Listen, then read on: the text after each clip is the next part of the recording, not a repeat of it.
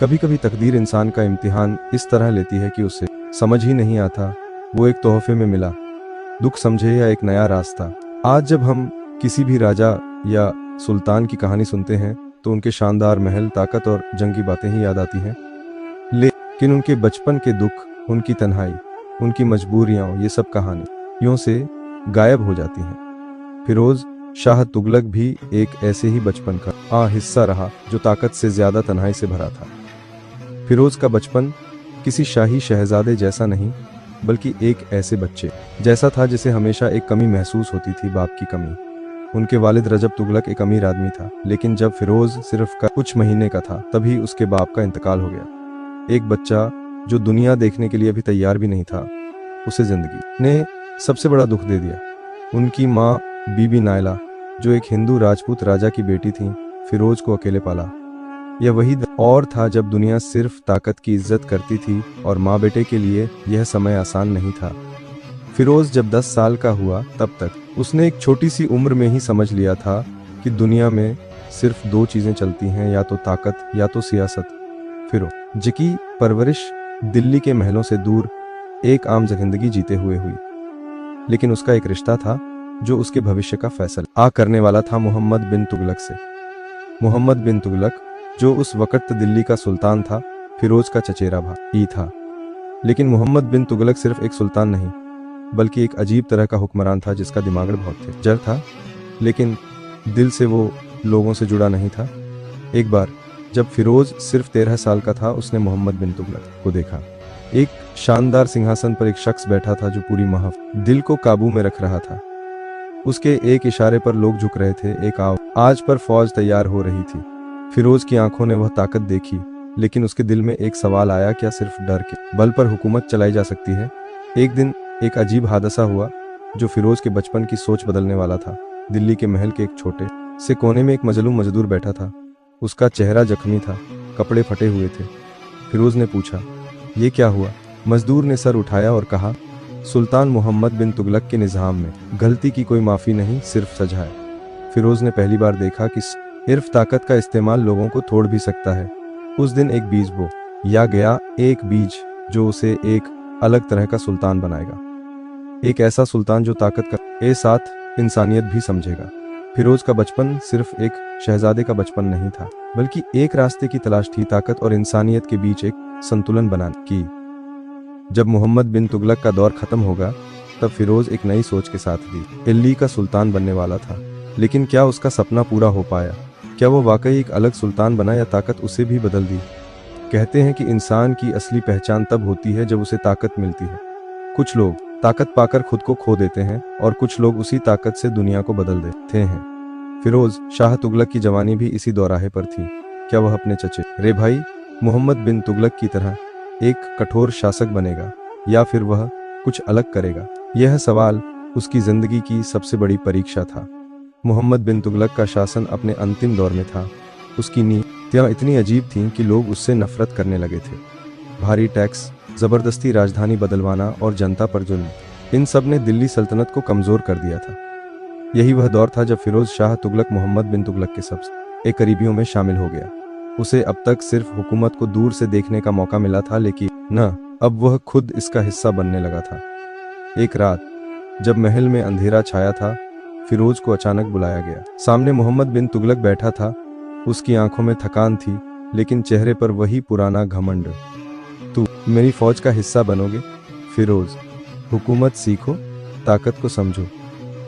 फिरोज के लिए यह एक बड़ा मौका था, लेकिन उसके दिल में एक सवाल था, क्या वह भी वही गलतियां दोहराएगा जो मोहम्मद बिन तुगलक ने की थीं? फौज में पहला कदम, एक दर्दनाक नज़ारा।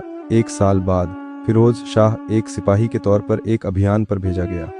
यह मोहम्मद बिन तुगलक के उन सैकड़ों अभियानों में से एक था जिसमें हजारों सैनिक बिना वजह मारे जाते थे।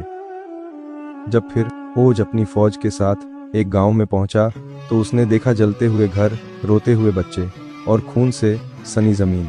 उसके सामने एक बूढ़ा आदमी गिर पड़ा, आंखों में आंसू और जुबान पर सिर्फ एक सवाल, हमने क्या गुनाह किया था? फिरोज के पास कोई जवाब नहीं था। उस दिन उसे समझ आया कि सत्ता सिर्फ हुकूमत करने का नाम नहीं बल्कि लोगों की जिम्मेदारी उठाने का नाम भी है।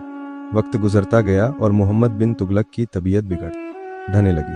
1351 में जब वह एक सैन्य अभियान के दौरान बीमार पड़ा तो उसके वजीरों और जनरलों ने फैसला किया अब सल्तनत को एक नए सुल्तान की जरूरत है। लेकिन सवाल ये था कि अगला सुल्तान कौन बनेगा। महल में कई अमीर और जनरल थे जो गद्दी पर बैठना चाहते थे, लेकिन सबसे ज्यादा समर्थन फिरोज शाह को मिलने लगा। वजह साफ थी, एक वह सुल्तान न के खानदान से था, दूसरी वजह थी वह सियासत समझने लगा था, लेकिन मोहम्मद बिन तुगलक की तरह जालिम नहीं था। तीसरा यह था कि फौज भी अब उसके साथ थी।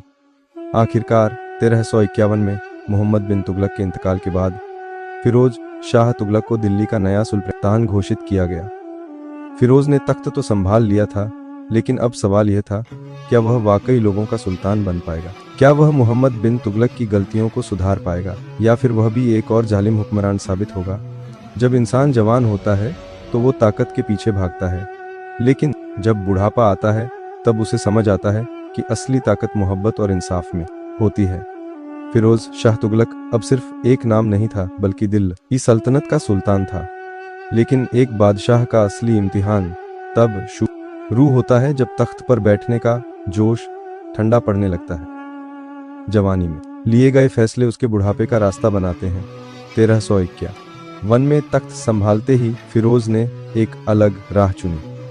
उसने देखा कि उसके चाचा मोहम्मद बिन तुगलक की बेकार नीतियों ने सल्तनत को खोखला कर दिया था।